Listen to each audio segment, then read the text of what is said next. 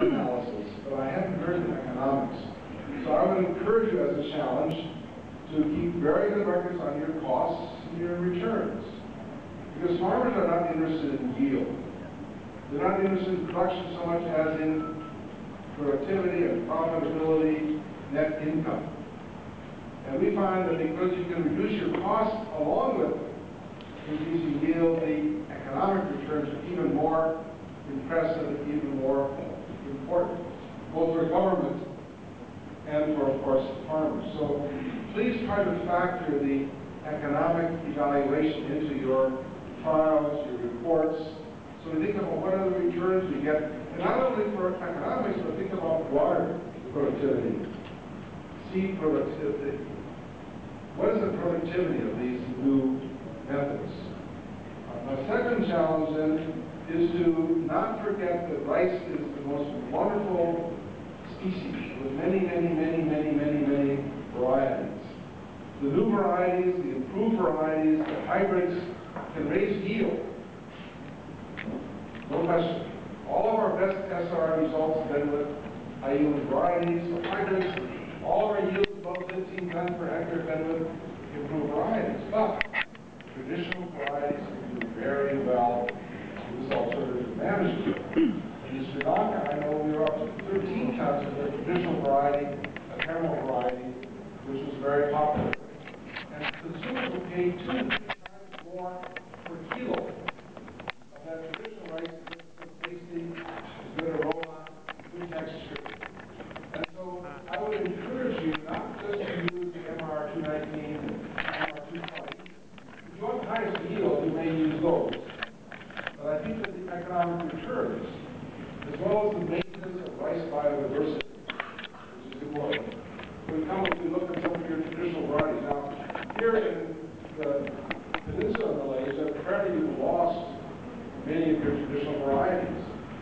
The new ones have simply crowded them out. But I think still in Sabah and Sarawak, and probably in the north, you still have some of your traditional varieties. I would encourage you to test them, evaluate them agronomically and economically, and see which of them really respond well to the practices. So that the rice as a genus remains a very diverse. We are importing into the U.S. now through a company called Lotus Foods, indigenous varieties, organically grown, SRI grown from Cambodia, wonderful white aromatic rice. From Indonesia, we call volcano rice. It makes very, very tasty. And a pink rice from Madagascar. And I paid, when I buy it, about $4 per pound. That's half a kilo. That's a good price, but it is worth it. Because all the eating qualities are so wonderful. We're having to educate American consumers. Rice is not just white stuff. It's not just for energy. It can be a food for salads, for soups, desserts. Rice can be so many kinds of food. And so with SRI, we think we can make it very productive. So I want 21st century for rice. The International Food Policy Research Institute has said, oh, as incomes rise in the 21st century, consumption of rice will go down. Rice is an inferior good. And I said, yes, we're eating white stuff. It's inferior. But the good varieties, they can be superior quality, and for all kinds of food, we want to make rice very inexpensive because it's very productively grown. Inexpensively grown, so people of all walks of life can enjoy good quality rice and many varieties of their own choosing, their own preference. That makes me a rice chauvinist. But anyway, I think in Malaysia you have some of the same chauvinism for rice. And third challenge then is mechanization. In Malaysia you have great shortages of labor in the agricultural sector. Some other countries do too, some countries do not. So exactly how mechanized SRI will be, can be, should be is a variable. But I'm so pleased to see the developments in Selangor State with a 7-row weeder, 11-row weeder to put onto a mechanical transplanter. As I said this morning, I've had a dream of this for 10 years. This is the first time I've seen my dream on video operating. So I thank Tom and I think you could develop a good export market for such leaders. If you get the manufacturer, have good processing for sales and so forth. But there will be other innovations. And so making the work of growing rice less laborious, less time consuming is a good idea. We don't want to idealize labor in the paddies because it's hard work. And on the other hand, we don't want to simply displace labor, so we have to figure out how to do mechanization in a socially intelligent and defensible way. But I do think that the challenge will be here, more than most places, to get good mechanization, which is efficient, good durable machines. There will be a market for this in Latin America, for example, where we're starting SRI work expansion. Already from the Dominican Republic, when someone saw a picture of that Southern Row reader on our website, we got a message to me, can you tell us how to get access to that in Malaysia? So Lucy and I are here. We said we'll try to find out how we can facilitate that. I think the mechanization will be the next step. SRI, as I said in my remarks, is not finished. It's still a work in progress. But the results already so far have been so encouraging that I, and now many of you, are getting infected by the SRI virus. It's a good virus. So spread the virus, but always do it with intelligence, empiricism, evidence, because our goal is to improve people's lives. Their productivity in agriculture, their nutrition, in food, and to improve, of course, the environment. Thank you, Prof. Thank you. Three challenges I mentioned regards to I think most probably would be explained by the rest of the panel. First, on the academic analysis, secondly is on the biology of the rice itself, and thirdly on the mechanization. I think this is mostly will be asked by a panel, will be discussed by panel, and also the questions from the floor. So our next speaker will be Professor Perkembangan. He's a very expert in figures, and mostly I don't know whether he had experience with SRI before. However, we would ask the same question to him. What are three proposals that we think to be forward for SRI in Malaysia? Thank you.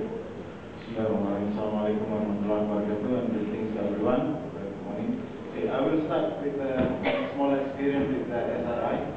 Like Professor here, I am also not a pure agriculturalist. I am an accountant by profession, but I teach business creativity and innovation in the university.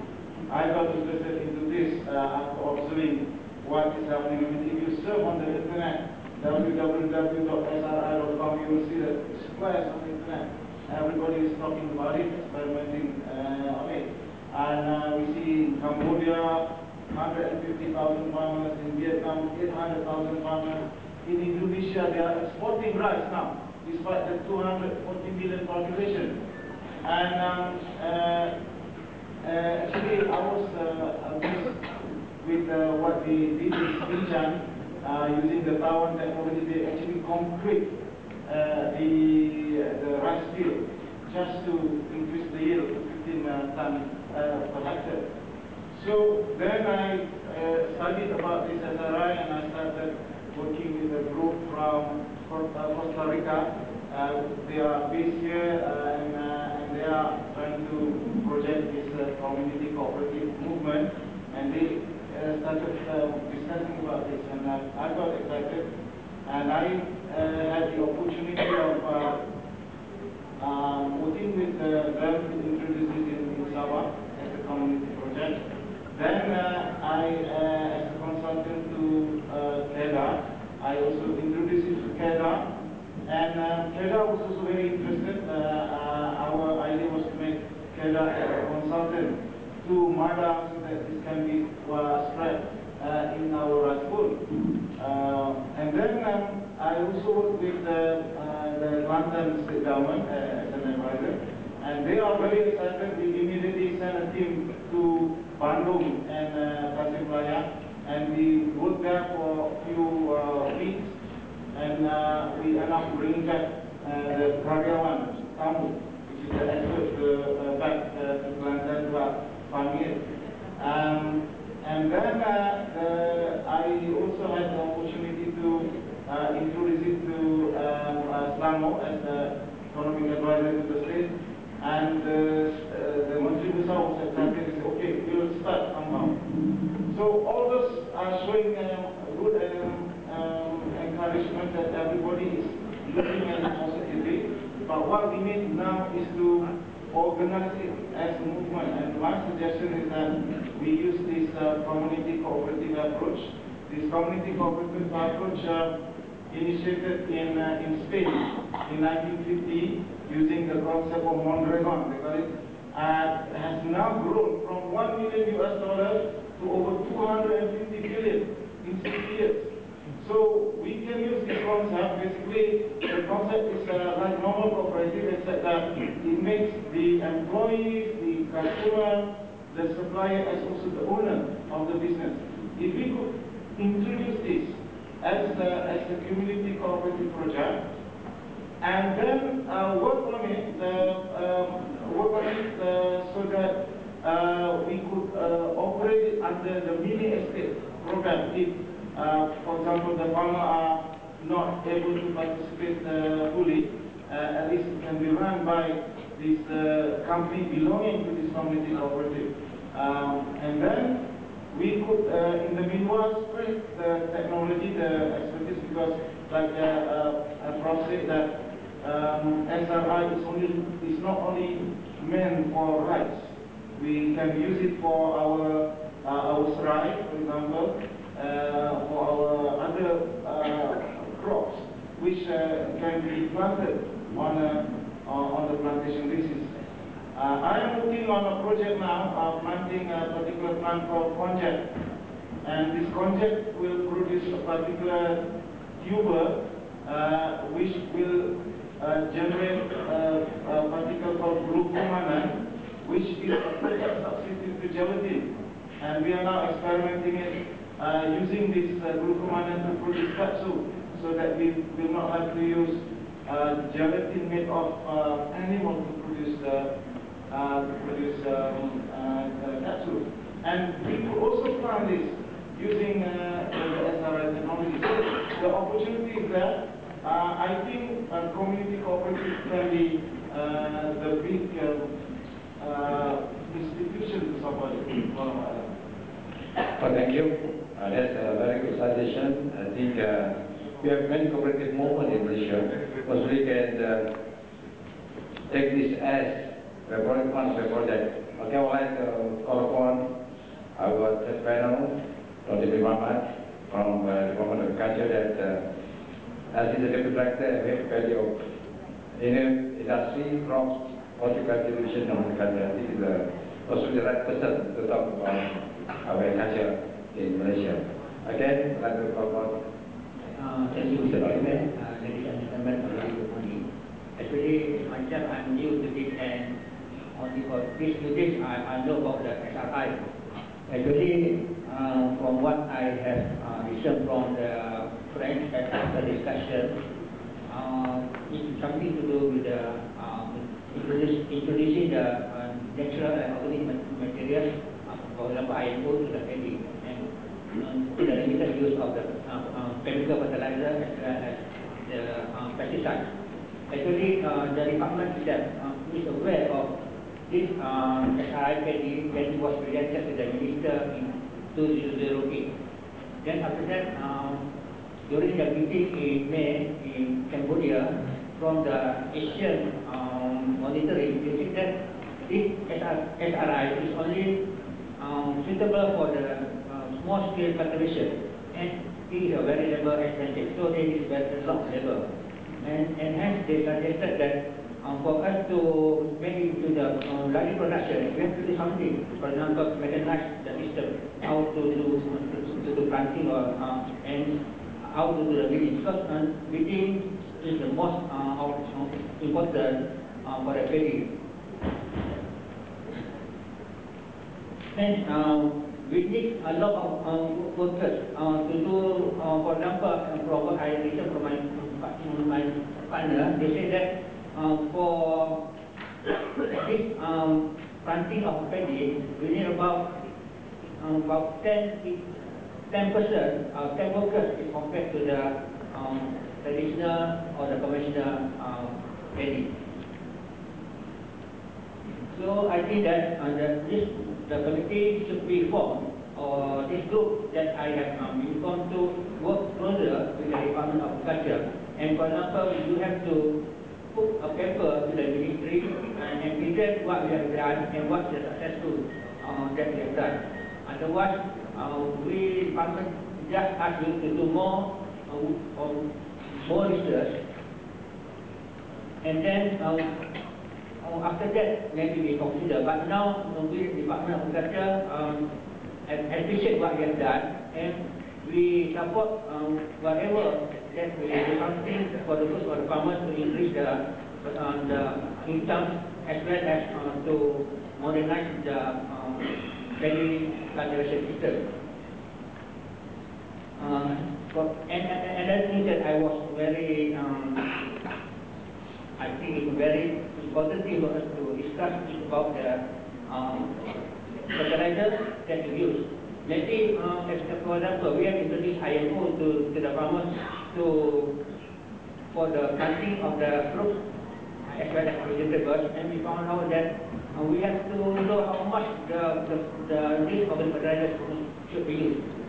So far, nobody made a research when we are using this fertilizer. Actually, the quantity, something 2 tons per hectare, something 3, 4, 5 tons, it depends. Because in the fertilizer, for example, maybe some fertilizer, they don't have any microbes to help in the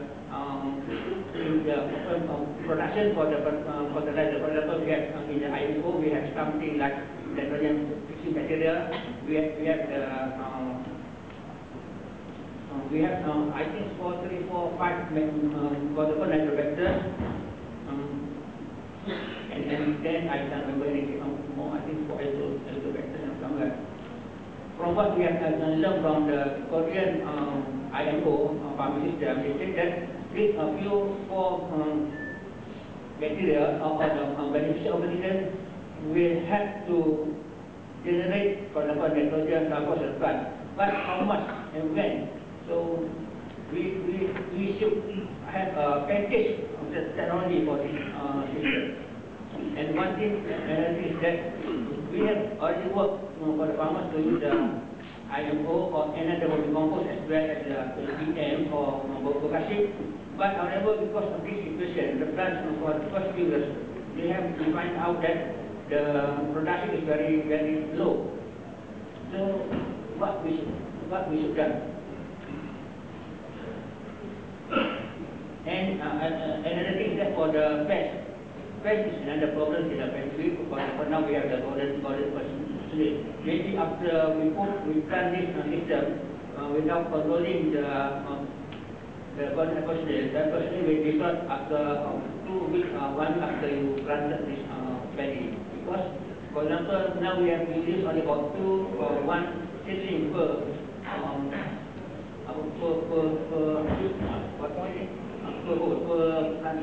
year. For example, when comes the person, they will wipe out everything. So maybe it's another danger for that. And lastly, on the mechanization, I think we should mechanize it, because in our country we have the problem of the workers, and we have to import the workers from other countries. And the farmers, for example, as you said before, most of our farmers, the younger generation, do not prefer agriculture, and they would like to work more in the industrial area. So if we have the solution for this mechanization, I think more farmers, more younger generation will like to